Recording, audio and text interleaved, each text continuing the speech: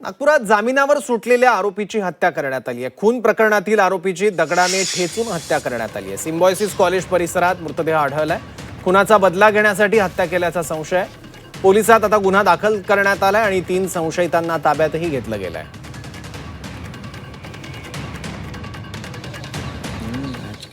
Symbiosis कॉलेजच्या पाठीमागे जो जंगल आहे त्या जंगलामध्ये एक अनोळखी व्यक्तीची बॉडी पडलेली आहे।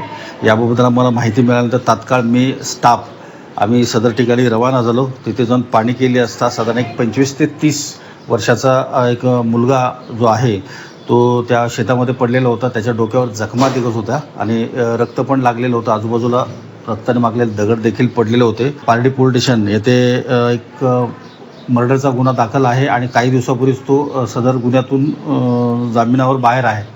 इथपर्यंत माहिती मिळाल्यानंतर आम्ही त्याचे मित्र आणि नाते आमचे खुफिया बातमीदार वगैरे सगळे यांच्याकडून माहिती घेऊन आम्ही काही 2-3 लोकांना आम्ही संशयित म्हणून ताब्यात घेतलेलं आहे की त्याच्यासोबत कोणी फिरायला होते किंवा त्याच्यासोबत कालपासून कोणी त्याच्यासोबत फिरले, कुठे कुठे गेले काय बाबत याबाबत सखोल तपास सुरू आहे।